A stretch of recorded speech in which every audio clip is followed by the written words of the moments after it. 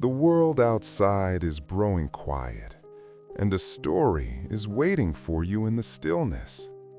Welcome to Midnight Murmurs Studio, your safe harbor from the noise of the day. Find a comfortable place, close your eyes, and let the story begin. Before our story begins, a gentle reminder for your peaceful rest. For the deepest sleep, it's best to keep your phone at a safe distance from your head. So please take a moment to place your phone on a nearby table or chair.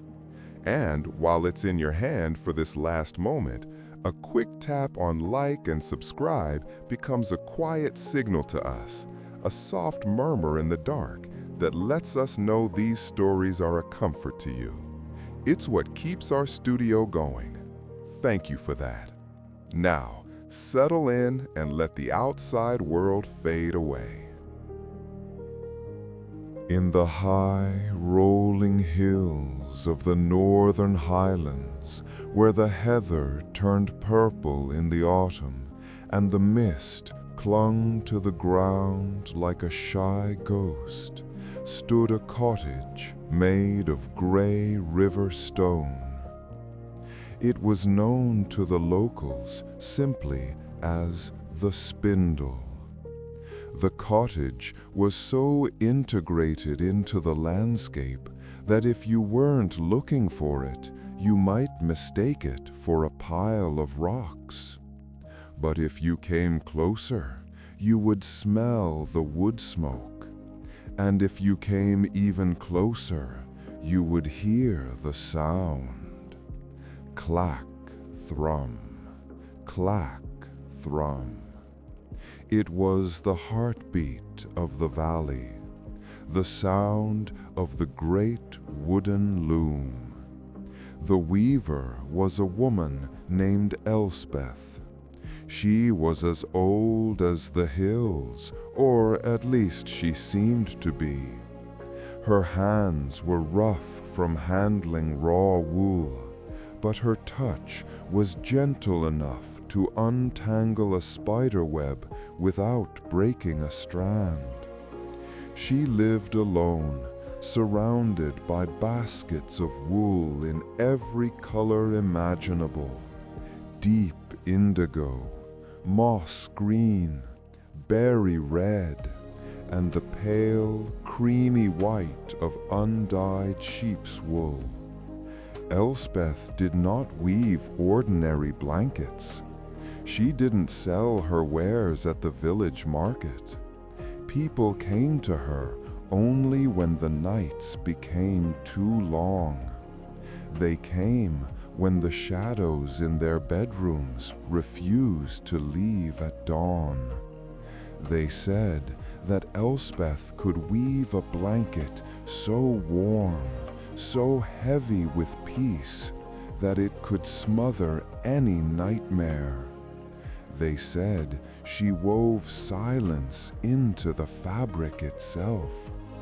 It was a Tuesday evening, and the wind was howling down the glen, rattling the thick glass of the cottage windows.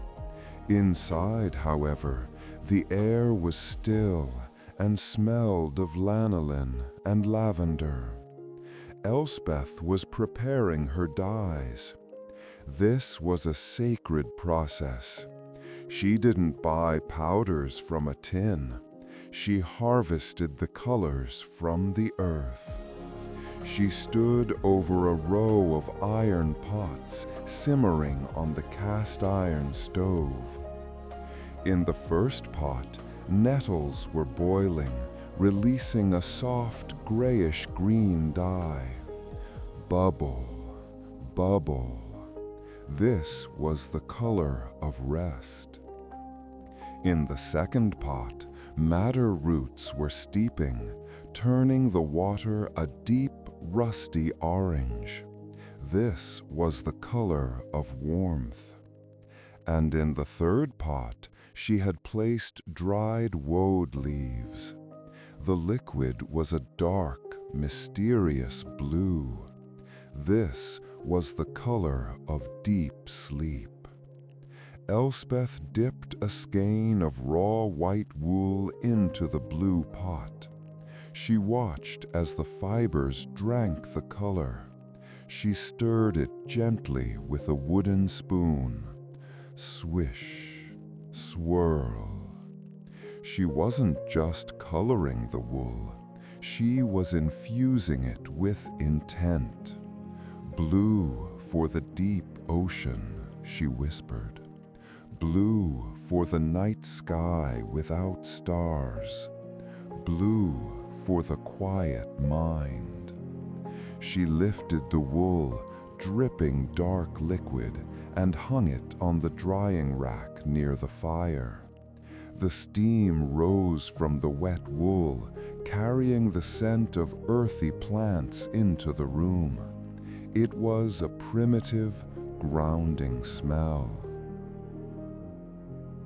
Just as Elspeth sat down at her loom to begin the evening's work, there was a knock at the door. It wasn't a polite tap. It was a heavy, exhausted thud. Thud. Elspeth didn't look surprised. She adjusted her shawl and walked to the heavy oak door. She pulled the iron bolt. Standing on the threshold was a young man. He looked like he had been fighting a war, though he wore no uniform. He wore a city coat that was too thin for the Highlands. His eyes were dark hollows, bruised with exhaustion. He was shivering, not just from the cold, but from a tremor that seemed to come from his bones. I was told to find the weaver," he stammered, his teeth chattering. "Come in, lad," Elspeth said, stepping aside. "The fire is lit." The man stumbled inside. He looked around the cottage, his eyes widening at the sight of the massive loom that dominated the room. It stood 7 feet tall, made of dark, polished cherry wood, strung with hundreds of vertical threads that shimmered in the firelight. He collapsed into the armchair by the hearth. "My name is Kael," he whispered. "I haven't slept more than an hour a night for 6 months." Elspeth handed him a mug of hot broth. "And what keeps you awake, Kael?" "The noise," he said, clutching the mug. "Not outside, inside. My mind, it's like a storm that never breaks. I'm an architect. I build structures, but lately everything I imagine falls down. I see chaos. I close my eyes and the world screams." He looked at Elspeth with desperation. "They said you weave silence. Can you? Can you make it stop?" Elspeth looked at him. She didn't see just a tired man. She saw a tapestry that had been pulled too tight. His tension was snapping his own threads. "I cannot weave magic, Kael," Elspeth said softly. "I can only weave wool. But wool remembers. It remembers the sheep standing in the quiet field. It remembers the sun and the rain. If you wrap yourself in it, sometimes your body remembers too." She walked over to him. "Stand up." Kael stood, swaying slightly. Elspeth reached out and touched his shoulder. She wasn't checking his muscles. She was checking his vibration. He was vibrating at a high, frantic frequency. "You need weight," she murmured. "You are floating away. We need to tether you back to the earth." She walked to her wall of wool. She ran her fingers over the skeins. She bypassed the bright reds and yellows. Those were too loud. She bypassed the white, too empty. Her hand stopped on a skein of heavy charcoal gray wool, the wool of the Jacob sheep. It was thick, coarse, and smelled deeply of the animal. Then she picked a strand of the indigo blue she had dyed earlier, and finally a single thread of gold silk. "Why the gold?" Kael asked, watching her.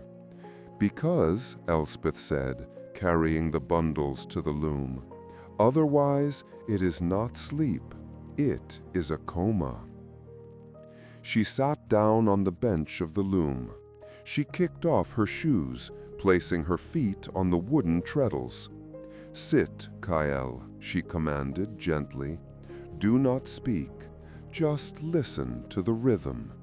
The loom will tell you when it's time to rest." She threw the shuttle. Clack! The loom awoke.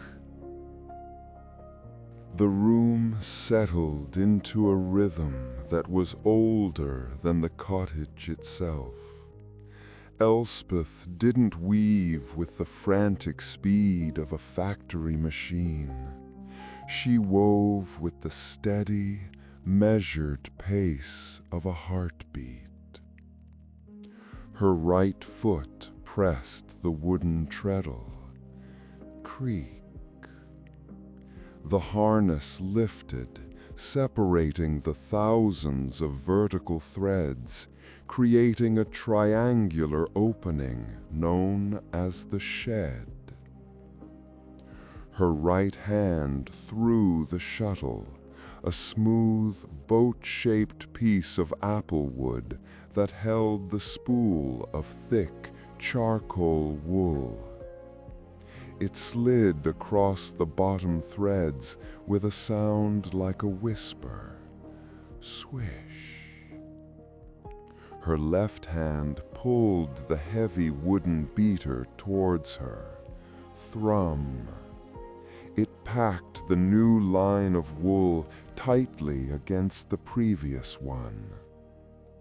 Open, throw, beat, release.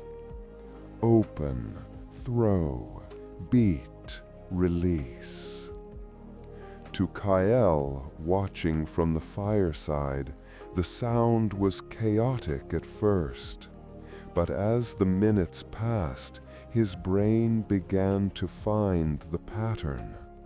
It wasn't just noise, it was a pendulum. Clack, thrum, clack, thrum, clack, thrum. The sound echoed off the stone walls, filling the space with a dense, auditory texture. It was a sound that demanded nothing. You didn't have to understand it. You didn't have to answer it. You just had to let it happen. Kael's breathing, which had been shallow and ragged, unconsciously began to sync with the loom. Inhale on the open, exhale on the beat. Elspeth worked with her eyes half closed. She didn't need to look. Her fingers knew the tension of the warp. She watched the fabric grow. Inch by inch, the loose, chaotic strands of wool were being locked into a solid structure. This was the magic of weaving. It took flimsy, individual weak things and turned them into something unbreakable. She switched the shuttle. Now came the indigo blue, the color of the deep sleep. She threw the blue thread across. It intertwined with the charcoal gray, creating a pattern that looked like twilight settling over a mountain range. The colors merged, blurring the hard lines. "Do you see, Kael?" 𝐓𝐡𝐞 spoke softly, her voice dipping under the rhythm of the loom. "The thread goes under, then over, under, then over. It is the balance of life. You cannot always be on top. You cannot always be in the light. Sometimes you must go under to find the strength to rise again." Kael didn't answer. He couldn't. His body felt heavy, as if gravity had doubled in the room.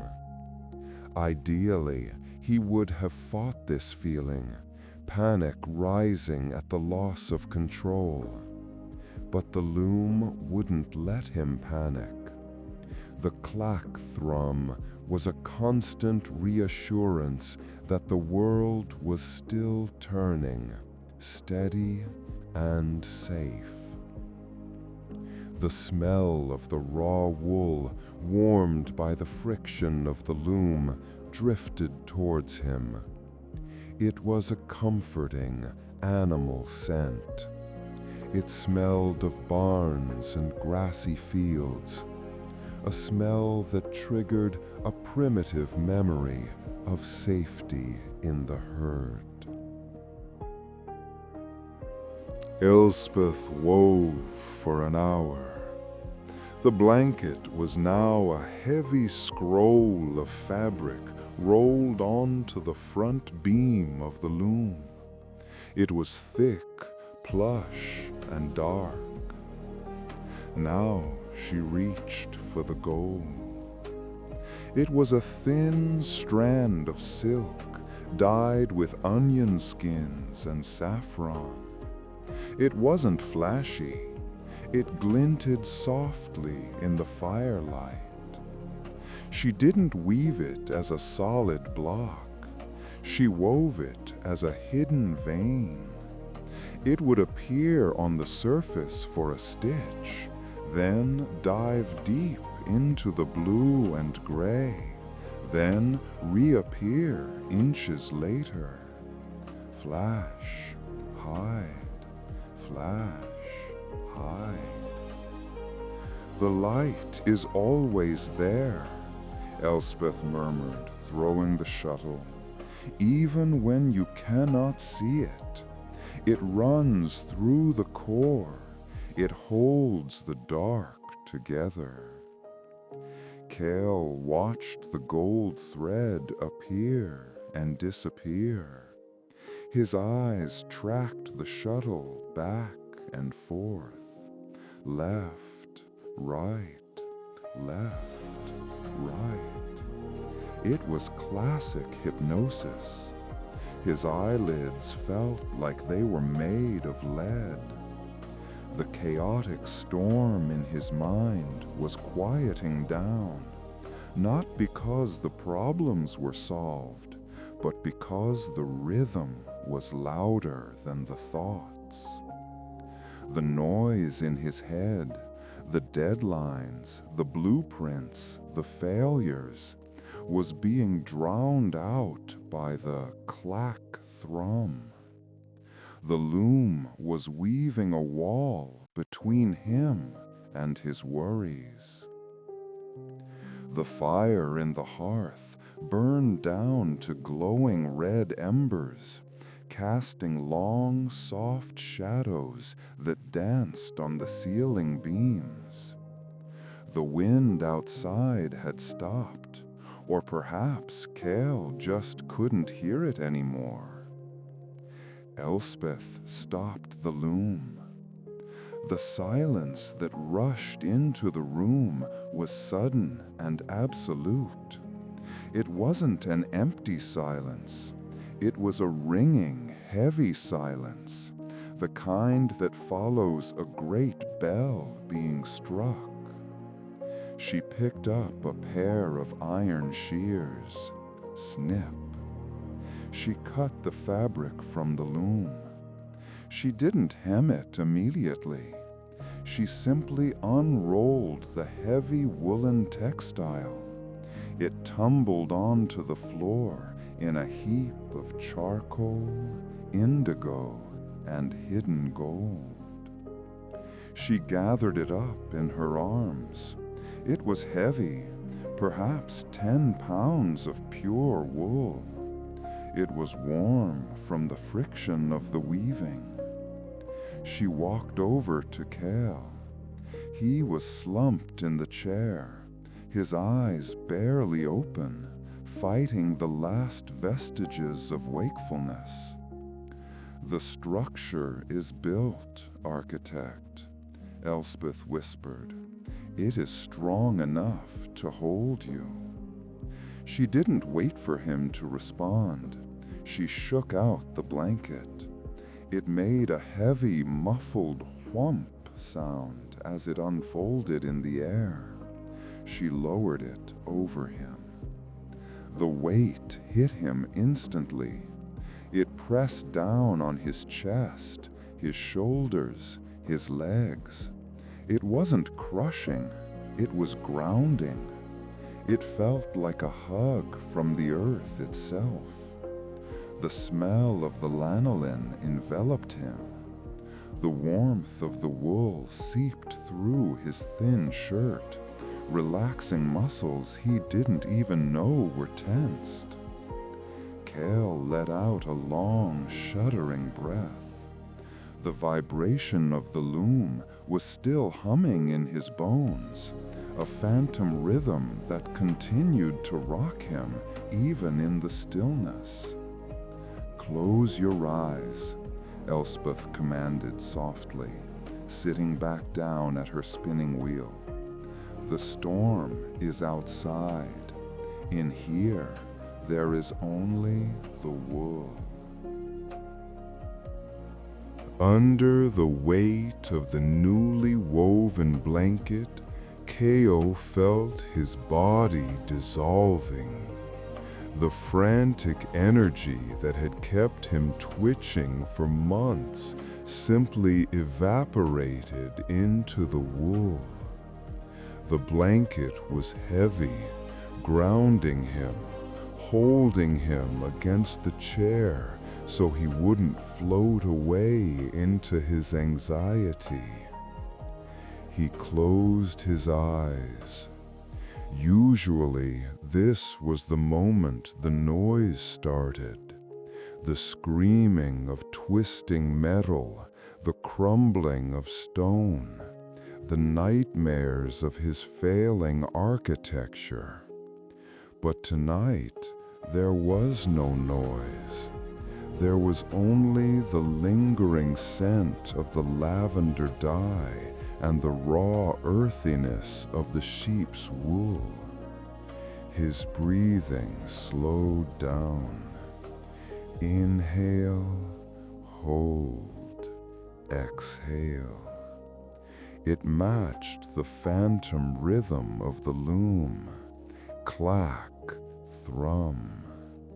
He felt himself sinking, not falling, but sinking, like a stone settling into the soft mud of a riverbed. The darkness behind his eyelids wasn't scary anymore. It was the deep, comforting indigo blue that Elspeth had dyed in the iron pot. It was a velvet curtain being drawn across the stage of his mind. For the first time in 6 months, Kael didn't just pass out from exhaustion. He let go. And then he dreamed. He wasn't in a collapsing building. He was standing in a vast open field in the Highlands. It was night, but the sky was alive with stars. He saw his worries, the blueprints, the deadlines, the expectations. But they weren't crushing him. They were floating around him like loose threads. Then he saw a golden line shimmering in the air. It was the single silk thread Elspeth had woven into the blanket. It began to move, weaving through the loose threads of his worries. It tied them together, not into a knot of chaos, but into a strong, beautiful structure. It built a bridge. It built a tower. It built a shelter. In the dream, Kael realized that he didn't have to hold everything up with his own hands. The structure could hold itself if the foundation was strong. The wool whispered to him in his sleep, "Softness is strong, rest is structure." He slept deeply, navigating the channel of acceptance that the weaver had created for him. He slept through the night, motionless, warm, and safe beneath the weight of the silenced storm. Kael waked to the sound of a crackling fire. Pop, hiss. He didn't wake up with a gasp as he usually did. He woke up slowly, floating up from the depths of sleep like a diver surfacing. He opened his eyes. The cottage was filled with the pale, watery light of a Highland morning. The storm outside had vanished, leaving only a gentle mist clinging to the windows. He felt different. The vibration in his bones was gone. The headache that lived behind his eyes had dissolved. He felt heavy, but it was a good heaviness, the heaviness of a body that has been truly rested. He sat up, the heavy blanket sliding down his chest. He touched the fabric, the charcoal, the indigo, the hidden gold. It felt like armor. Elspeth was sitting by the stove, stirring a pot of porridge. She looked at him and smiled. It was the first time he had seen her smile fully. "The storm has passed, architect," she said softly. "I slept," Kael whispered, his voice thick with wonder. "I actually slept. I didn't dream of falling." "You were held," Elspeth said simply. "Sometimes the soul just needs to be swaddled." Kael stood up and folded the blanket. He did it reverently, aligning the corners. He walked over to Elspeth to return it. "Thank you," he said. "How much do I owe you? I can pay anything." Elspeth shook her head, pushing the blanket back towards him. "It is yours, Kael. It was woven for your frequency. It contains your storm, silenced within the weave. If I keep it, the noise will just stay in my house." She placed her hand on the wool. "Take it. When the world gets too loud or your buildings feel shaky, wrap yourself in this. Remember the rhythm. Under, over, dark, light. Kael took the blanket. He held it to his chest. He realized he wasn't just taking a piece of fabric. He was taking a coping mechanism, a physical reminder that peace was something that could be constructed, thread by thread. He walked to the door. He opened it and stepped out into the crisp, cold morning air. The Highlands stretched out before him, vast and silent. He took a deep breath. The air tasted sweet. He turned back to look at the cottage, but the mist was already swirling around it, obscuring the stone walls. All he could hear was the faint, rhythmic sound of the loom starting up again. Clack-thrum, clack-thrum. Elspeth was already weaving for the next lost soul. Kael walked down the path, the blanket tucked under his arm, walking steadily into a world that was no longer screaming, but singing a quiet, steady song of peace. And so, our story comes to a gentle close. May your mind be calm and your dreams be kind. If you're still listening, we'll be waiting for you here again with another story from Midnight Murmurs Studio. Until then, sleep well.